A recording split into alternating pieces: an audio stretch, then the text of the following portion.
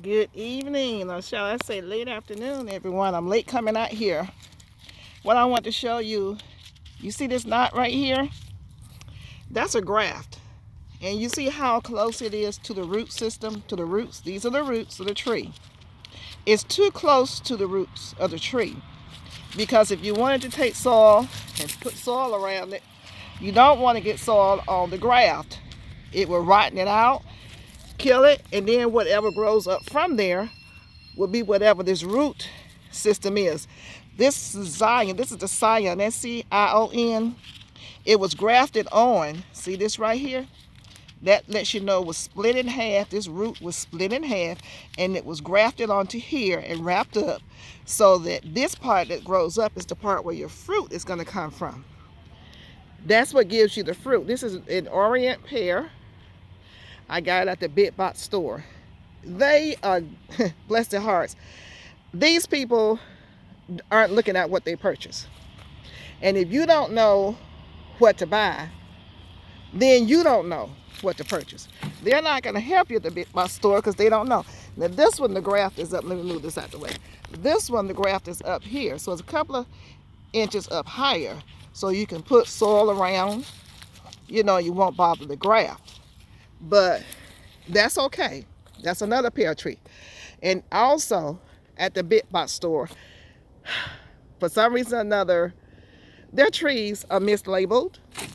This is supposed to be a Shinziki pear tree. It's a Baldwin. I mean a Bartlett. I'm sorry, Bartlett. Because I can look at the pear and tell. So let's move down. Sorry I'm out here so late. Had things to do in the house that came up. So I'm sorry, but I'm not sorry. This is the bark right here. This is the graft. This is the graft. To me, still, it's too close to where the roots come out. So these roots are down in here, even though they're sticking up. They're down in there. So you don't have to, oh, it's sticking up. That's okay. They're down in there. But it's still too close. You don't have enough soil room. And you don't want this to be wet all the time and covered up and snuffed out. So when you go and get your trees from the big box store, make sure you have you want at least that much space between the graft. Well, how do I know the graft, Miss Gail? Well, let's see here. The graft is going to look like a knuckle. And these trees right here are not good examples because this right here is it's a combo tree, a combo pear tree. I believe that's what this is. And so the rootstock is coming up like straight. You don't see a big knuckle or anything like that there. But they grafted here and they grafted here. See this? See that? See if it's going to straighten up. That's where they grafted onto it. Whatever fruit that is, grafted over here. Whatever fruit, they grafted several fruits on here. You can graft onto a pear tree. It may have a plum or different things on here because it's different pears. Let me say, let me not say plum. I'm sorry. But different kinds of pears. And if you buy a multi-grafted tree, fruit tree, it'll save you money because then you don't have to buy individual trees in order to have different fruit. And also it will pollinate each limb, each pear over here will pollinate this pear over there. Your pears, a lot of them have to be pollinated. There's about 3 or 4 of them that don't. So when you buy your trees, that's another thing you need to think about. Consider pollination. And this is a box tree that I got from one of those stores from the magazine. I don't know what this is except for as a box tree.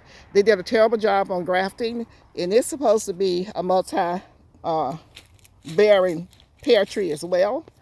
But you can see here, this is the big knot that you're looking for. This right here. It's not smooth like this. This is the rootstock. Then they grafted onto here, right here. You can almost go in here and see the incision and where it healed up. I don't know what else is going on with this tree. This is another area, you probably can't see it, that they grafted onto right here. You can see the way you can tell it is that it looks different. So I wanted to send it back, but I never did get a chance to. But what you need to understand is, this is a good example. How you know where the graft is. When you go looking for your tree, if you go in person, look at the graft. And you never know what the rootstock is when you go to the big box stores. You don't know what the rootstock is.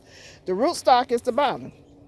That gives nourishment to whatever they're gonna cut and graft onto the rootstock. It's gonna nourish the tree. The rootstock was some kind of fruit tree, probably not a good one.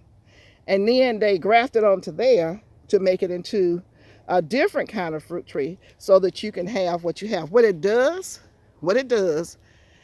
is it keeps it from being a standard tree and turns it into a dwarf tree or a reachable tree or semi-dwarf tree. What does that mean? It means that you will be able to get fruit earlier. So when you buy these trees, if it's a grafted tree, it will be 2 to 3 years, probably earlier than 2. So it depends, before you get some fruit. If it's a standard tree, it will be at least 5 years, if not more, before you can get some fruit. Standard trees are going to be way taller, 15, 20, 30 feet high. Now, you can always cut a standard tree down. You can cut it down and keep it at whatever height you want, 5 feet, so you can reach your fruit. But it still may take a longer time. The standard trees are cheaper by maybe $10. Grafted trees are more expensive. Now I'm gonna go over this right here. This is a fig tree. No, what is this? This is a pear moon glow. You see this right here? This graft right here. See how much space you have to put it in the soil? You don't want this here anywhere near this right here. This right here is the life of your tree. If this gets messed up, then whatever they grafted it onto, whatever this was, because we don't know the rootstock, they don't tell you. Whatever it is what will grow. And it's probably going to be something you don't like.